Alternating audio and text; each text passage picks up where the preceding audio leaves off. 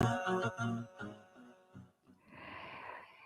much anticipated second episode of Jalaluddin Rumi's history and life we bring to you today with our very special guest, Brother AbuBakr Karolia, who is a community activist and a founder member of MUSA, Movement for a United South Africa. Last week, we spoke about Jalaluddin Rumi, also given um, as Jalaluddin Muhammad Balkhi, best known as Rumi. He was a Persian Islamic theologian and scholar, but became famous as a mystical poet whose work focuses on the opportunity for a meaningful and elevated life through personal knowledge and love of God.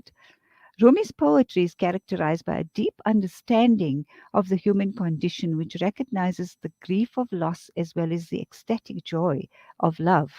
The power of transcendental love, whether for another person or God, is central to his work and conveyed through images, symbols, and stories drawn from the Quran, the Hadiths, Persian mythology, legend, and lore, as well as specific tableau of daily life. And this is what we're talking about today. Besides just journeying with him on how he ended up living in Konya and eventually buried there, we also speak about an important aspect of Rumi's work, and that is the erasure of Islam in modern day Rumi understandings and life.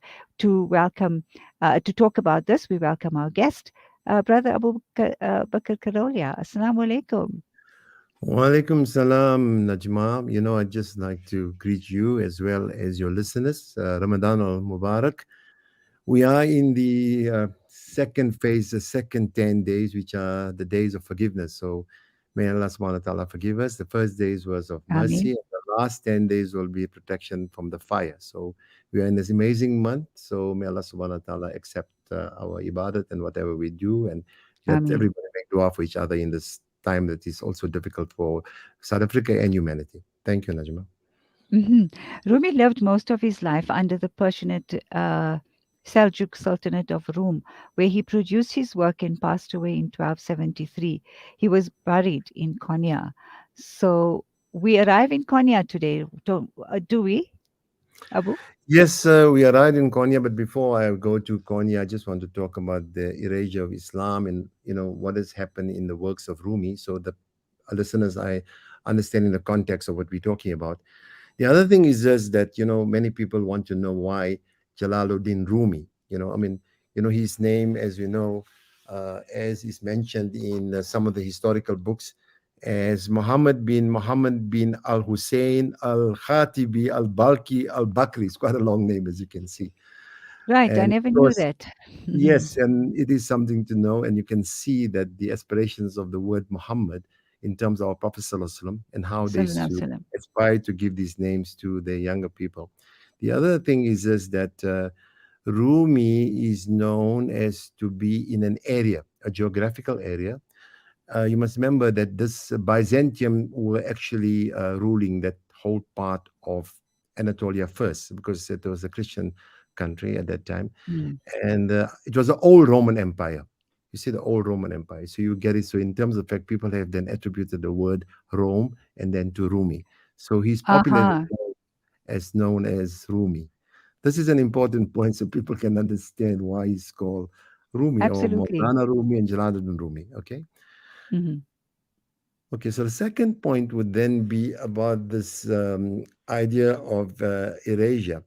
You see, the issues is this, that most of the original translations of Rumi's work has done in English, and because they're done in English, as you know, you have this scholars and academics who are called Orientalists, Mhm. and they look at their work and they're quite capable for what they do, but they also kind of, I would say, deal with these kind of Muslim translations, which they actually speak from a Western point of view. Okay, Mhm. so immediately you find that the problem would then be looked at, that if Rumi was a Muslim person, and he was a theologian, as you've mentioned, and he's a very religious person, and he actually loved the Mhm. Prophet, and He had a Mm. whole range of knowledge of Islam. And when he wrote his poetry later, a lot of it in the essence of what was the Islamic value system, as well as Islamic moral character from the Quran. We also have to know that Rumi actually addressed more than 2,200 verses of the Quran, and he's quoted them in the Masnawi as well.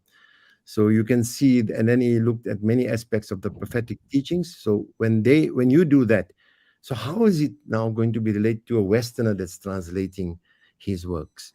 You see, Right. so The interpretation then is quite intense, but also misunderstood in a way. Would you say by the general audience that are interested in Rumi's work are receiving? So it's yeah, very important good that point. we yeah, go ahead. Yeah, very good point. Because you see, they look at him as a poet. They look at Mm, him as a kind of a person, that's mystic. Sometimes they even look at him as a very cool kind of person. So you get, mhm, looking at Rumi, and all of a sudden, in a Western sense, when they get influenced by Rumi from the point of that view, they sort of give their children's name, like Beyonce is a musician, or you get this what you call it, Madonna, who actually they give tracks and songs about him, and many people have actually mentioned him. So in other words, they don't look at the essence of Islam. They look at this popular poet that has become so popular in America. mm, And of course, we got to attribute to these translators like Coleman Barks, as I said in the last show as mhm, well, made his work popular in the West. And in fact, mm, Rumi is the most popular poet in the West. And many people actually don't look at poetry as they were looking at before. People who don't have the interest, but Rumi's uh, popularity has just grown and grown and grown in that sense. So in that mm, sense, for Muslims, you don't know what good can come out of it as well. Even the fact that they are sort of erasing the aspects of Islam. But the mhm, essence of any of the translations also has a lot of meaning. It's not that mhm, completely that it's something that we just should stop considering, and we have to mhm. be a bit aware. But the translations are necessary to understand in what they've done. In fact, people like Omid Safi and then almost would say that they've actually colonized our translations from a Western Uh-huh. point of view. They would Yeah. say, uh, they capture uh, Islam, and they give another perspective of Islam. So, like it's all nice to be dealing with idea of how shall I say, secular perspectives, or the idea of how it relates to a Western mind. So they want to sell. They're also business people, so they want to sell also this Rumi's poetry. So the essence of Islam is taken out of it. Okay, Mm. this is a very important point. So what is now, Correct. there is a kind of a challenge to that. And Muslim scholars and even the Western scholars are starting to address from a Muslim point of view. And people like Omid Safi has got an online course on Rumi, which he does a superb job on. You've got people like Javed Mojadadi, who's now retranslating the Masnawi from the point of, what shall I say, a Muslim point of view. Okay. Right. And yeah, so Mm. in other words, you also got Kabir Helminski, who is actually been given a position as a Mavlavi Sheikh in Turkey. Uh, And he uh-huh. is very well known in some of his own translations. He's got an amazing gift of English. So Mm-hmm. he looks at it from a Muslim point of view. He's also a Sufi, and his wife, Camila Alminsky, they've got a particular website called Threshold Society, which is a very Mm-hmm. beautiful website which relates to the Mavlawis. It does a lot of work for the Mavlawis in the sense of what they do. So you Right. see retranslating. So now we're starting to get, you're going to get another side of Rumi that you haven't seen in English, I can tell you. From Excellent. a, So you probably just answered my next question because the question is there a movement towards a spiritual element to his work? And I use specifically the word poetry as opposed to his work because it's the poet that we need to understand. And what is he really writing about? And that the message in it, as it were. You see that I would like to do in your next show, because the Okay, messaging. excellent. In the Because Masnavi, yes, yes, yes, yes, his because poetry. that's so strategic in what you say. But just to suffice Yeah, to say that, because now yeah, how we relate to the fact of Konya, and we set the yeah, foundation of that work you're talking about. right, I don't want to take that sort of mystery away for our listeners, but eventually we're going to have to get to that part of that work, and right. it's But an just, amazing but aspect of that part.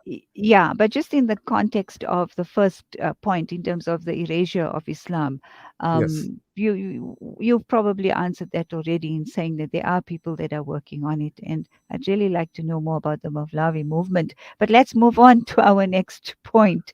So, can we talk about Konya now? Yeah, look, and as you said, the Molavi movement, there's so much to say, but we're going to hold that but back for later, okay, Right. inshallah, if we do get a chance. Look, when you look at Konya, you must remember that there's a historical context to Konya. Uh huh. And the type of people that lived there was very much relating to a long history. If you have been to Turkey, you'll see that they have it's like I wouldn't, it's an ancient history, put it that way. So you Hmm. also get the type of people that move through those areas. So Uh huh. there's a history of Christians obviously in that area, and there was in control for such a long period. I mean, as we know, Istanbul was known as Constantinople before. Sure. And you also get the aspect that now you have a challenge. You see, the Muslims, when they came to the fore, we know very well that the armies of Hazrat Umar and Khalid bin Walid, and this is an important point because Khalid bin Walid has made some in fact, grandson has made some early entries into Turkey from the Hmm. deeper side of Syria in the early years. So there was this encroachment coming into the fact that eventually from the time of the Umayyads right into the Abbasids, this vision, this idea of expanding the empire of Islam. So Konya then eventually gets, it's got its own names. I mean, you must remember, in the early years that it's known as Hmm. Iconian, which is a Greek word, and of course, in that way, it's a word that's a Latin word. Right. Iconium, can you say Iconium? So they kind of capture that word and eventually relate it to a Muslim point of view of what they call Konya. And it's been, and this region has been inhabited for a very, very long time. I mean, third century BC and even before. And you've Hmm. got the people that are well known called the Hittites and the Persians, and then the Romans, as you know, Rome, and then you've got Sure. the Greeks involved. So there's a whole I would say, a mixture and a cauldron of civilizations and cultures. And this is sometimes that Muslims, we forget to realize this, that the influences of those cultures also has a impact on when Muslim empires are expanding. So when Konya takes shape, the Seljuks actually are the Abbasid link. And Abbasid link is like in a dynasty, and they actually ruling, as I told you from our previous show, they Hmm. ruling Baghdad, and they are now actually relating to the second language from Arabic to Persian. Okay, Uh huh. one of the reasons why most of the Musnavi is in Persian. Okay, Right. so in Right. other words, Persian was almost the first language because of the political language of the Hmm.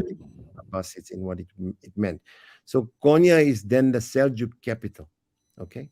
And you must Hmm. now remember, so the influence of the Seljuk in view of the sultans is the link that Rumi has father has they contacted Rumi's father. So that's how they come to Konya. When they come to Konya, there is a well-known I think it's a Kekubad Masjid, Hmm. um, and it's been under renovation. I think it's completed now for many years, and it's been there even before Rumi and them arrived. So you must Hmm. understand that when they target you, the sultans, they have a vested interest in bringing you there. They must have Hmm. realized that this is a very knowledgeable person. That's Rumi's father. And then eventually, you must remember the ideas of that particular point of mosques, and then there's madrasas. If you go to Konya, there's lots of madrasas to see, and some of the original madrasas are relating to the teachings where Rumi and them all taught. They taught people, and the type of people that also Rumi had been teaching from his own works were ordinary people, but also the influence many Christians and Jews and other such different cultures. So there was this whole cauldron of different cultures that Rumi was then associated with. They said when Rumi died, almost all kinds of cultures were present at his funeral. Like Mhm. Mhm. literally thousands of people. So you can see Mm. the kind of influence that he had in Konya. So the Konyan landscape is also such that when you go there, you must remember he's buried there. So there's a Right. landmark in Konya of they call it Rumi's Museum, and Uh-huh. it's under renovation now. The particular minaret, the blue minaret. If you see pictures, and I would advise your listeners to Yes. go and take a look at it. It's really a beautiful work of art, if I may say so. Mhm. Mhm. Mhm. And in that area of Konya, of course, is this which they call the Rumi Museum, but it's really a mausoleum of Right. people buried there, and Rumi is buried there, right? Mhm. And according to Omid Safi, he says that there is something that welcomes you, and I'm going to read this poem. Uh, Certainly. says this, which Rumi says, wherever you may be, come. Okay, Najma. Even though Mhm. you may be an infidel, a pagan, or a fire worshipper, come.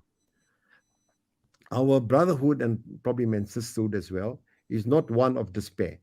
Even though you have broken your vows of repentance 100 times, come. So this apparently is in the near entrance of the mosque, and they call it Hazrat Maulana, and they welcome you in that area. When they Uh-huh. welcome you, you come into, and I would like to now shift from the point of that slight historical view of Konya to the Muslim itself. Certainly. And there is a magnificent spiritual ambience in that mausoleum, I may say so. Mm. Well, Mhm. this is, of course, you must also remember that when people are buried there in that area, the people that are buried there, his father is buried next to him. Okay. There's also a historian buried next to him. Some of his friends, close friends, are buried there. Family people are Uh-huh. buried. And, like I'll give those names when I tell you about the people that influenced Rumi and people that wrote about him later on. Right, right. And they are buried there. And also, you have to understand that people like Sultan Walad and them are all there. And that's his Mhm. son. And there is this. The other thing is when eventually he meets Samshul Tabriz, Sure. which I'm going to get to just now. But Right. the point I'm trying to relate to you is this: Mm. that if you go and visit Konya, they say there is a courtesy to visit his teacher first, which is Samshul Allah. Tabriz, which is Yeah, probably about absolutely. And I was going to 2 ask you, where is he buried? Well, you see, this is a good question.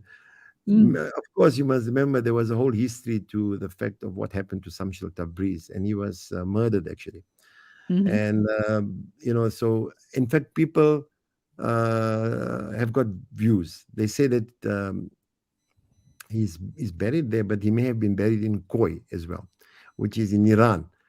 So, Uh-huh. sometimes when we speak to people, they say that they found in recent times, I don't know how long ago was it, maybe 100 years or so, they found some bones in a well where they threw this man in there when they murdered him. So they've attributed Right. that to Samshal Tabriz. Shims. So Okay. you have to go with your heart in that sense, okay? Meaning what I'm trying to tell Mhm. you. Yes, yes, I So, understand. he's probably buried about 3, 4, 5 kilometers from where Rumi is buried. Okay, I've been there. It's a very simple mosque. It's a beautiful place to sit outside, and people are very, very, very kind and friendly. One thing, people in Konya have got this friendly ways that I think is attributed to the heart of Islamic teachings, of love and compassion and the Alhamdulillah. nature of the Prophet Sallallahu Alaihi Wasallam.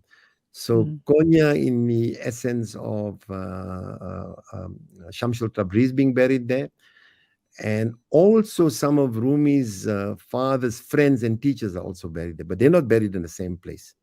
They buried there, but Mhm. I away, I've been to many of these shrines.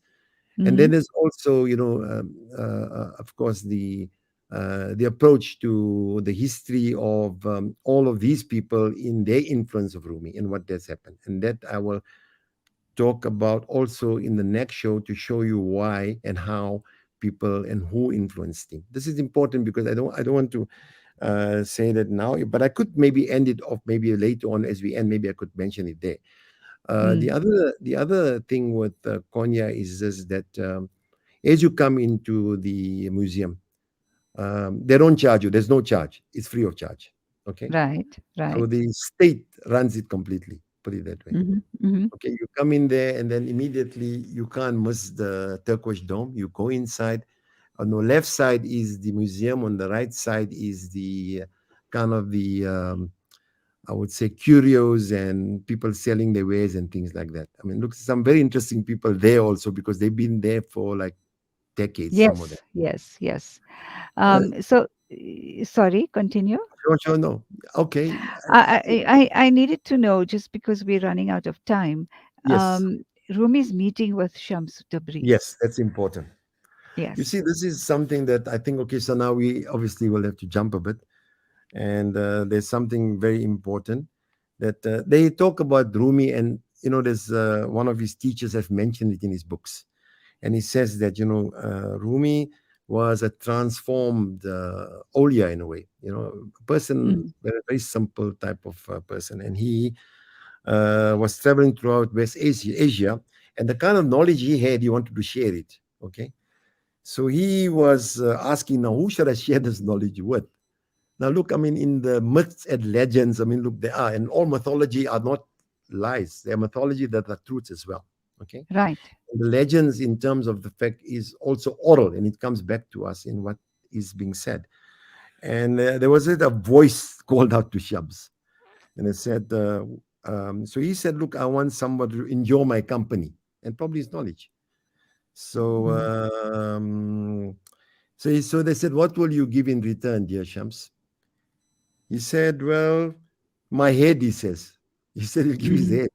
And actually, that's exactly what he did What get. happened? That's Yeah, that's true. exactly what happened. Yeah. And Yes. what is the beauty of Samshil Tabriz's meeting with Rumi, I think is also very important because these are the ways that you actually get to know about how uh, people meet. And there are like a couple of stories. Some people will give you one story, but the critical value is there's always a few other versions about the stories. And True. quickly, one version is such that one day Rumi was reading next to a large stack of books. Shamsul Tabriz passed him and asked him, "What are you doing?" Rumi scoffingly replied, "Something you cannot understand. This is knowledge that cannot be understood by the unlearned." On hearing the Shams threw the stack of books into a nearby pool of water, Yes. Rumi hastily rescued the books, and to his surprise, they were all dry. Um, Rumi then asked Shams, "What is this?" To which Shams replied, "Maulana, this is what you cannot understand. Cannot be understood by the this knowledge that cannot be understood by the unlearned." So you remember there were other ones as well, but I know, Yes. Brilliant. I think that's the common one. So, yeah, so, there's so, others too, okay, and you know them, they're all actually common. And okay. then Yeah. eventually we go to the point of the fact that the influence of he had of him, Yeah. So and what we need to ask is how did he become a scholar of Shamsud Tabriz? Because that was quite an initial introduction to the correct. for each other. Yeah, you see, there is this idea and a comparison that is another story quickly again, where Shamsul Tabriz asked Rumi, who's greater, Bayezid al Bastami or Prophet Sallallahu Alaihi Wasallam?